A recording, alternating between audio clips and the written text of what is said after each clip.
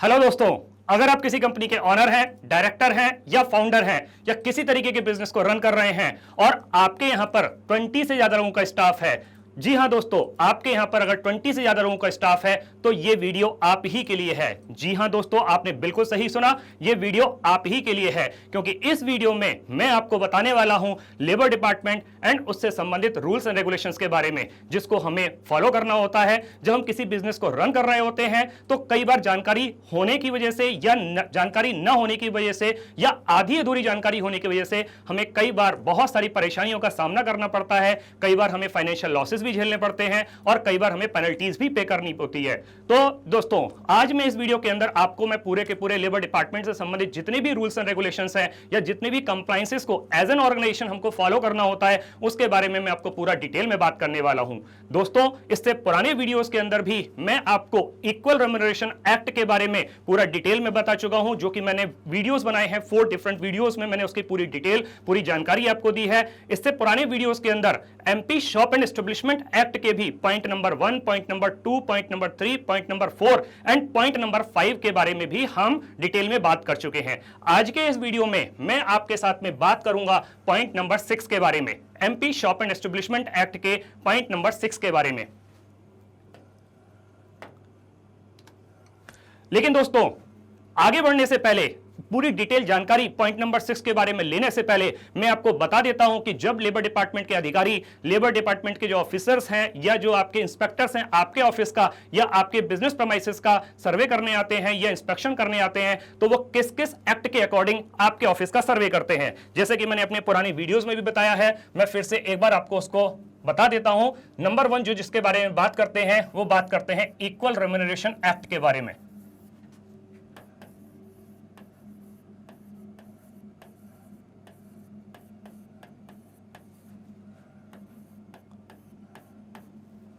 Number 2 पर जिस act के अकॉर्डिंग, जिस पॉइंट के अकॉर्डिंग वो आपके ऑफिस का इंस्पेक्शन करते हैं वो है MP shop and establishment act.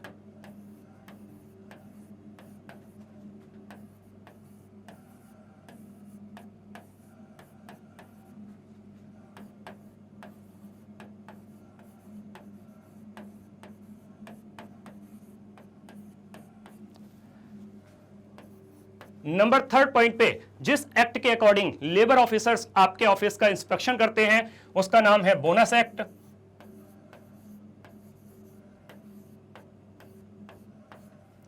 Number 4 पे जिस एक्ट के अकॉर्डिंग लेबर इंस्पेक्टर्स आपके ऑफिस का सर्वे करते हैं, इंस्पेक्शन करते हैं, उसका नाम है minimum wages act.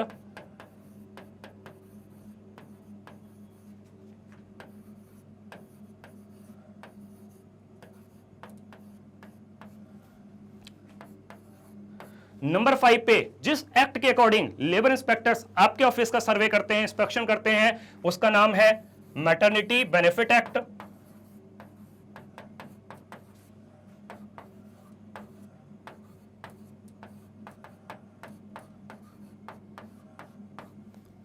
And number 6 last point, last act जिसके अकॉर्डिंग वो आपके ऑफिस का इंस्पेक्शन करते हैं और आपके ऑफिस का सर्वे करते हैं वो है child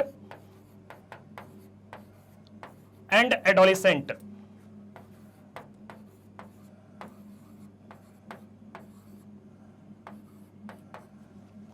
labour regulation and prohibition act.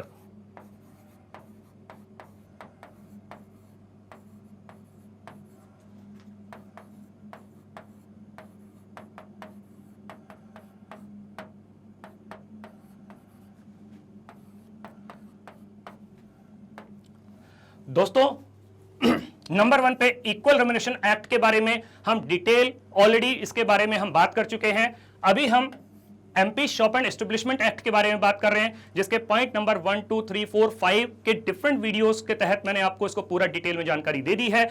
आज के इस वीडियो में हम MP shop and establishment act के पॉइंट नंबर 5 के बारे में बात करेंगे। दोस्तों, आप सोच रहे होंगे कि मैं यहां पे एमपी मध्य प्रदेश के बारे में क्यों बात कर रहा हूं। ऑब्वियसली बात है, क्योंकि ये वीडियो मैं यहाँ पे मध्य प्रदेश से बना रहा हूं, भोपाल से बना रहा हूं, इसीलिए मैंने यहाँ पर MP shop and establishment act लिखा हुआ है। बट आप किसी डिफरेंट स्टेट से बिलोंग कर सकते हैं, हो सकता है आप किसी और दूसरे स्टेट को बिलोंग करते हो, तो उस कंडीशन में ये आपका शॉप एंड एस्टेब्लिशमेंट एक्ट आपके स्टेट के अकॉर्डिंग रहेगा। जैसे कि अगर आप केरला से बिलोंग करते हैं तो ये Kerala shop and establishment act हो जाएगा। आप पंजाब से बिलोंग करते हैं तो ये Punjab shop and establishment act हो जाएगा, या आप जम्मू कश्मीर से बिलोंग करते हैं तो ये JNK shop and establishment act हो जाएगा आपके स्टेट के अकॉर्डिंग। इसके बाद में जो फ्यूचर वीडियोस आएंगे उसके अंदर हम बोनस एक्ट के बारे में पूरा डिटेल में बात करेंगे, मिनिमम वेजेस एक्ट के बारे में भी पूरा डिटेल में बात करेंगे, मैटरनिटी बेनिफिट एक्ट के बारे में भी बात करेंगे, एंड उसके बाद में child and adolescent labour regulation and probation act के बारे में भी पूरा डिटेल में बात करेंगे। पूरा डिटेल में समझेंगे कि यहां पे हमें किस किस पॉइंट को फॉलो करना होता है, किस किस रूल्स एंड रेगुलेशंस को फॉलो करना होता है। दोस्तों, जब भी कभी लेबर इंस्पेक्टर आपके ऑफिस का सर्वे करने के लिए आते हैं तो वो एक इस तरीके का फॉर्म होता है उनके पास में, जिसमें वो आपके पॉइंट टू पॉइंट आपके ऑफिस का इंस्पेक्शन करते हैं, और इंस्पेक्शन करने के बाद में ये पूरा फॉर्म फिल करके वो आपको दे करके जाते हैं। समझते हैं इस फॉर्म के अंदर क्या क्या चीजें हैं, क्या क्या जानकारी है। सबसे पहले यहां लिखा हुआ है निरीक्षक का नाम, यानी कि जो लेबर इंस्पेक्टर आपके ऑफिस का इंस्पेक्शन कर रहा है उसका नाम होगा, किस डेट में उसने किया है, निरीक्षण की तारीख होगी, उसकी दिनांक होगी, किस टाइम पर किया है और किस स्थान पर किया है। मतलब आपका, जैसे ये वीडियो मैं भोपाल से बना रहा हूं, अगर भोपाल में इंस्पेक्शन हो रहा है तो यहां पे वो भोपाल लिख करके जाएंगे। इसके बाद में बहुत इंपॉर्टेंट चीज ये है कि जब आपके ऑफिस का इंस्पेक्शन किया जा रहा है तो वो किस एक्ट के अकॉर्डिंग किया जा रहा है। जैसे कि यहां पर लिखा हुआ है MP shop and establishment act 1958, तो ये 1958 के MP shop and establishment act के अकॉर्डिंग ये पूरा का पूरा आपको फॉर्म दिखाई दे रहा है, और इसके अंदर ये पूरा जो सर्वे किया जाएगा, इंस्पेक्शन किया जाएगा आपके ऑफिस का, आपके बिजनेस प्रीमाइसेस का, तो वो MP shop and establishment act के अकॉर्डिंग होगा। यहां पे आपकी डिटेल होगी, आपके ऑफिस का नाम, यानी कि जो आपका बिजनेस है वो किस नाम से रन किया जा रहा है उसका पूरा एड्रेस दिया जाएगा, ईमेल एड्रेस दिया जाएगा आपके ऑफिस का मोबाइल नंबर यहां पर दिया जाएगा।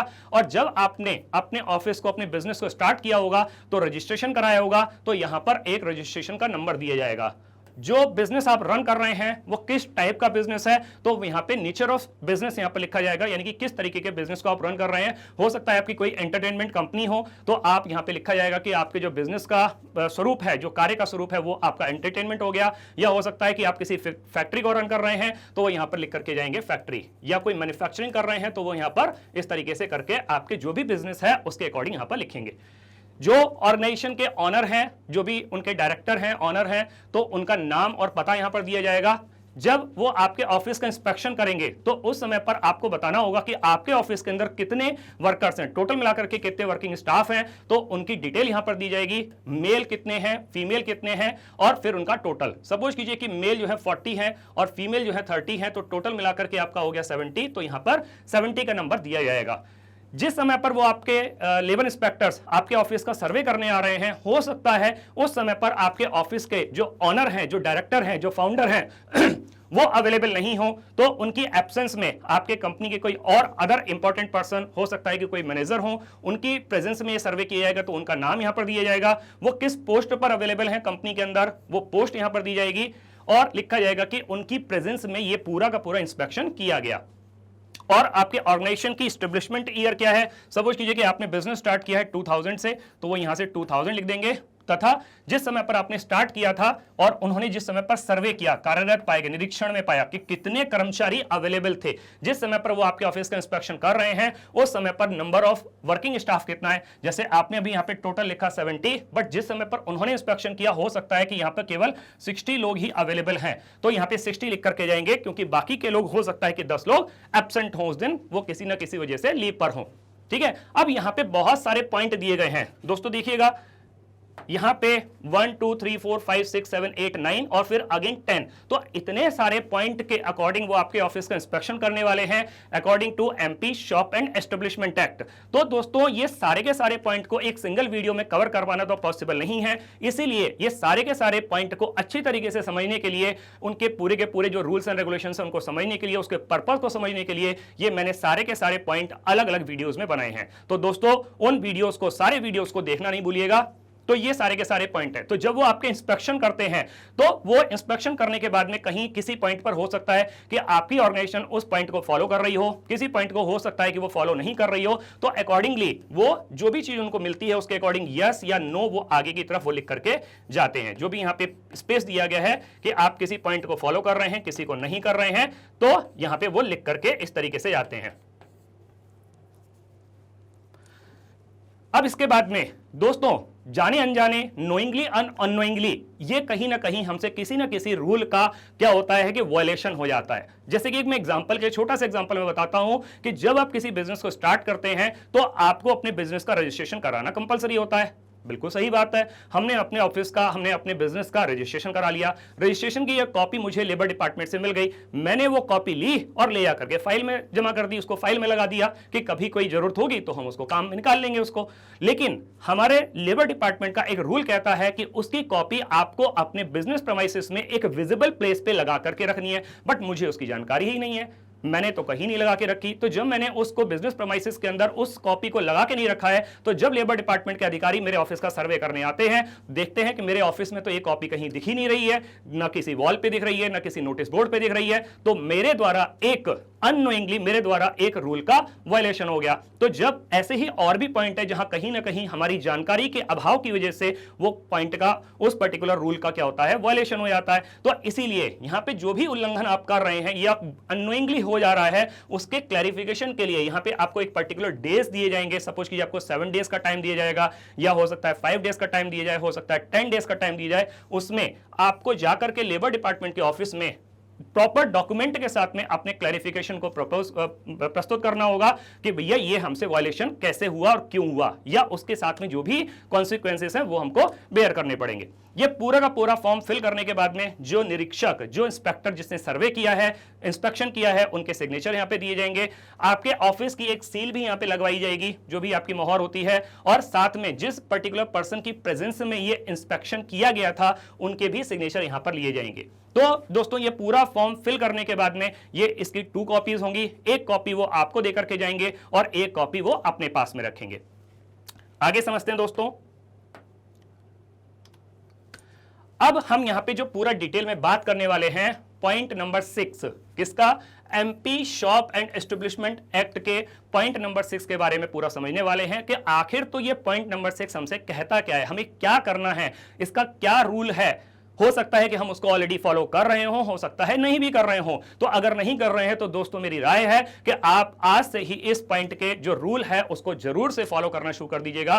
क्या कहता है ये पॉइंट, कार्यरत सभी कर्मचारियों को, लिखा हुआ है सभी कर्मचारियों को धारा 26 नियम 13, याद कीजिएगा दोस्तों कि धारा 26 सेक्शन 26 के रूल 13 के अकॉर्डिंग यहां पे बात की जा रही है 14 आकस्मिक अवकाश। 14 आकस्मिक अवकाश मतलब कि 14 कैजुअल लीव्स और 30 अर्जित अवकाश, जिसको कि हम अर्न्ड लीव या हम प्रिविलेज लीव भी बोलते हैं, यह दिया जाना कंपलसरी है एक ऑर्गेनाइजेशन के द्वारा। क्या कह रहा है यहां पे, grant of 14 casual leave and 30 privilege और अर्न्ड लीव। इसी को हम, ये दोनों सेम पॉइंट हैं, चाहे तो हम इसको प्रिविलेज लीव बोल दें, चाहे तो हम इसको अर्न्ड लीव बोल दें। All employees working in the establishment under section 26 and rule 13। तो सिंपल सा रूल, जो पॉइंट नंबर 6 का रूल कहता है कि आपके एम्प्लॉइज को 14 casual leave and 14 casual leaves and 30 जो है प्रिविलेज लीव मिलनी ही चाहिए अकॉर्डिंग टू पॉइंट नंबर 6। और कौन सा सेक्शन है, सेक्शन 26 एंड रूल नंबर 13 के अकॉर्डिंग उसके पास में यह अधिकार है कि उसे 14 कैजुअल लीव मिले और इसके अलावा 13 उसको प्रिविलेज लीव मिले। ठीक है, अब इसका एक्सप्लेनेशन देख लेते हैं। एक्सप्लेनेशन क्या कहता है, according to section 26 of the Madhya Pradesh shop and establishment act, MP shop and establishment act के पॉइंट नंबर जो सेक्शन 26 है उसके according employee working in an establishment, यानी कि कोई भी एम्प्लॉई अगर आपके एस्टेब्लिशमेंट में काम कर रहा है, कवर्ड बाय द एक्ट, तो वो इस एक्ट के अकॉर्डिंग कवर होता है।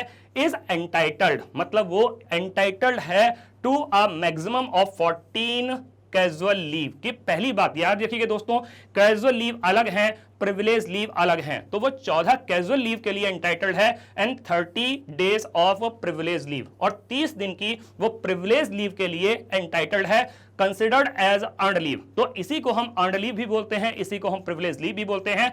Per year. ये जो 14 डेज की जो कैजुअल लीव है और जो 30 डेज की प्रिविलेज लीव है, ये कंप्लीट ईयर के अंदर है, ठीक है, per year, after completing 12 months of continuous employment. और ये कब मिलेंगी? जब उसने आपकी ऑर्गेनाइजेशन के अंदर, आपके एस्टेब्लिशमेंट के अंदर लगातार 1 साल काम कर लिया है, तो उसके बाद में वो ये एलिजिबल हो जाता है, वो एंटाइटल्ड हो जाता है कि अब उसको 14 casual leave and 30 privilege leave मिलेंगी ही मिलेंगी। की पॉइंट्स क्या कहते हैं इस एक्ट के? जो हमारा MP shop and establishment act का जो हमारे लीव से संबंधित रूल एंड रेगुलेशन है वो क्या कहता है? पहले बात करते हैं हम कैजुअल लीव की। तो कैजुअल लीव के लिए क्या है? Employees can take up to 14 days of casual leave. पूरे साल भर में, पूरे 1 साल के अंदर, पूरे 12 महीने कंटिन्यूस काम करने के बाद में वो 14 लीव ले सकता है एनुअली, साल में, और फॉर अनफॉरसीन पर्सनल रीजंस। तो कोई भी ऐसे अनफॉरसीन रीजंस हो सकते हैं। सपोज कीजिए कि आप कभी बीमार पड़ गए, आपको कभी कोई चोट लग गई, कोई आपका एक्सीडेंट हो गया, तो इस तरीके से करके किसी भी तरीके की कोई भी कैजुअल अनफॉरसीन, मतलब जिसके के बारे में हमें पता नहीं है कि ऐसा होने जा रहा है, नहीं होने जा रहा है। अभी मैं आज शाम को काम करके आया हूं ऑफिस से, बिल्कुल ठीक ठाक हूं, कल सुबह मैं ऑफिस के लिए निकला, मेरा कहीं पे एक्सीडेंट हो गया। तो अब जब एक्सीडेंट हो गया तो मैं इस कैजुअल लीव के लिए एलिजिबल हूं, मैं कैजुअल लीव के लिए अप्लाई कर सकता हूं। तो बट ये जो लीव है टोटल मिलाकर के 14 लीव्स हैं पूरे साल में। बीमारी के लिए भी हो सकती हैं, या आपकी फैमिली के अंदर किसी तरह की और कंडीशन हो सकती हैं। आपके हो सकता है पेरेंट्स बीमार पड़ गए, उनकी टेक केयर के लिए, मतलब डिफरेंट कंडीशंस हैं जिसमें आप ये लीव उसको आपके एम्प्लॉय को मिलेगी ही मिलेगी। दूसरा हम बात करते हैं दोस्तों प्रिविलेज लीव, या जिसको हम अर्न्ड लीव भी बोलते हैं।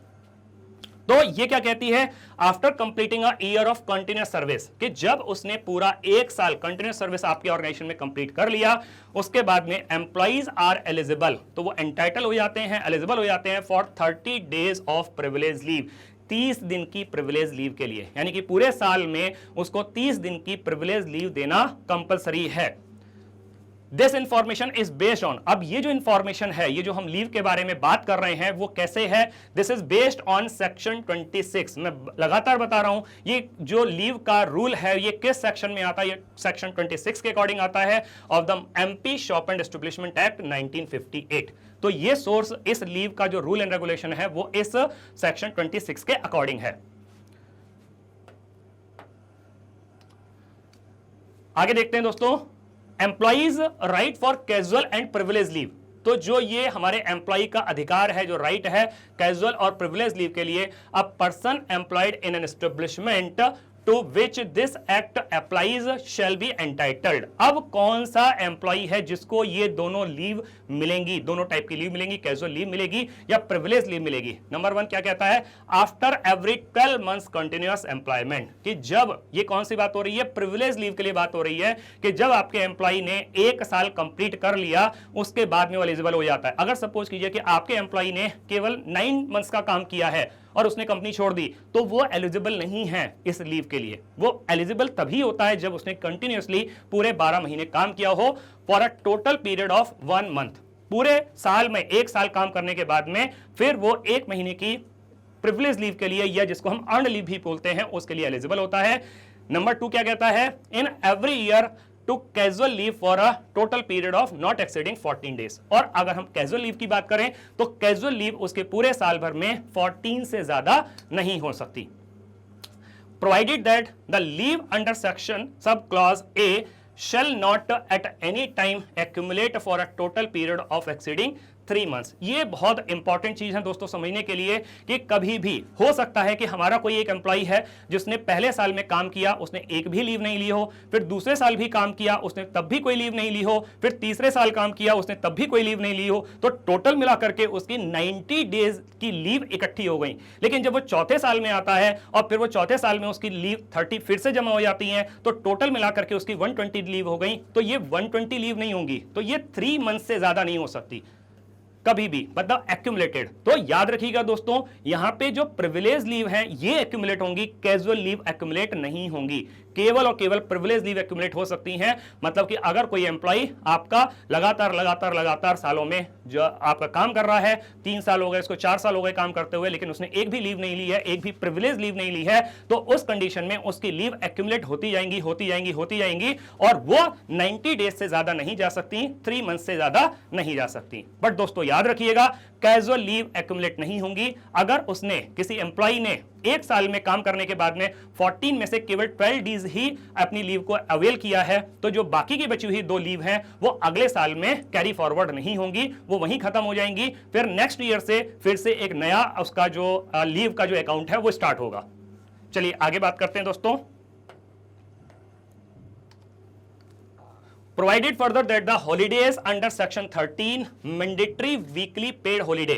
अब यहां पे एक और बड़ी इंपॉर्टेंट चीज आती है दोस्तों, जिसको समझना बहुत जरूरी है। वो क्या कहता है कि आपके जब कभी भी कोई एम्प्लॉय, सपोज कीजिए किसी एम्प्लॉय ने आपके 15 दिन की आपकी प्रिविलेज लीव के लिए अप्लाई किया हुआ है, तो उस दौरान अगर कोई वीकली हॉलिडे जैसे कोई संडे पड़ रहा है या कोई नेशनल हॉलिडे जैसे कि सपोज कीजिए कि आपका 15 अगस्त पड़ रही है, 26 जनवरी पड़ रही है, या सपोज कीजिए कोई होली, दिवाली या कोई और किसी फेस्टिवल की लीव पड़ रही है, तो वो उसी के साथ में काउंट होंगी। ऐसा नहीं है कि उनको हटा करके तब उसको अलग से 15 दिन की लीव मिलेगी, ये ऐसा नहीं है इस पॉइंट के according. So mandatory weekly paid holiday, section 18 holidays on national और द रिलीजियस फेस्टिवल्स, और सेक्शन 23 एडिशनल पेड लीव और the specified holiday provisions depending on the interpretation of the act in the state falling during the period. अब यहां पे क्या कह रहा है, फॉलिंग ड्यूरिंग, यानी कि जो मैंने अभी आपको पॉइंट डिस्कस किए, जैसे कि आपका सेक्शन 13 में मैंडेटरी पेड वीकली हॉलिडे आ जाते हैं, सेक्शन 18 में आपके रिलीजियस फेस्टिवल हॉलिडेज आ जाते हैं, या जो सेक्शन 23 है इसके अंदर जो आपके एडिशनल पेड लीव या स्पेसिफिक हॉलिडेज आ जाते हैं, ये सब उसी के अंदर इंक्लूड होंगे, जो 15 डेज की या 20 डेज की या 10 डेज की जो भी लीव हमारे एम्प्लॉय ने अप्लाई किया है। Falling during the period of such leave shall be included. देखो दोस्तों बिल्कुल क्लियर लिखा हुआ है, ये इंक्लूड होंगी उसी के अंदर in the leave so granted, यानी कि जो प्रिविलेज लीव ऑर्गेनाइजेशन ग्रांट कर रही है उसके अंदर अगर इस टाइप की कोई भी लीव उसमें फॉल हो रही है तो उसी के साथ में वो इंक्लूड होंगी, वो अलग से काउंट नहीं की जाएंगी। सो दोस्तों ये वीडियो मैंने मध्य प्रदेश के जो लेबर डिपार्टमेंट के जो रूल्स एंड रेगुलेशंस हैं उसकी जानकारी के हिसाब से बेस्ट ऑफ माय नॉलेज बनाया है। लेकिन उसके बाद में भी दोस्तों मेरी आपसे रिक्वेस्ट है कि आप अलग अलग स्टेट से बिलोंग कर रहे हो सकते हैं, और अगर आप किसी और डिफरेंट स्टेट से बिलोंग कर रहे हैं तो आप अपने लेबर डिपार्टमेंट के अधिकारियों से मिलकर के, लेबर इंस्पेक्टर से मिलकर के इन सारे के सारे रूल्स एंड रेगुलेशंस को एक बार cross verify and cross check जरूर कर लीजिएगा दोस्तों। इसके अलावा भी दोस्तों अगर आपकी किसी भी तरीके की कोई क्वेरी रह जाती है तो हमारी एक पूरी की पूरी टीम है जो आपको हेल्प करने के लिए पूरी तरीके से तत्पर है। So if you have any questions or the concern, please don't hesitate to reach out to us. ठीक है, तो बिल्कुल आप हमको बेझिझक बिल्कुल आप हमको लिख सकते हैं हमारी ईमेल आईडी पर legal@pabli.com। हमारी टीम, हमारी पूरी की पूरी डेडिकेटेड टीम है जो कि आपको पूरा हर संभव प्रयास करेगी, भरसक प्रयास करेगी आपकी हर क्वेरी को रिजॉल्व करने के लिए। दोस्तों अगर आपको यह वीडियो पसंद आया हो और आपको इसमें दी गई जानकारी महत्वपूर्ण लगी हो तो दोस्तों मेरी आपसे रिक्वेस्ट है, इस वीडियो को लाइक करना नहीं भूलिएगा और दोस्तों के साथ में शेयर करना तो बिल्कुल नहीं भूलिएगा। थैंक यू सो मच दोस्तों, मिलते हैं अगले वीडियो में इसी तरीके की एक और महत्वपूर्ण जानकारी के साथ। तब तक के लिए जय श्री राम।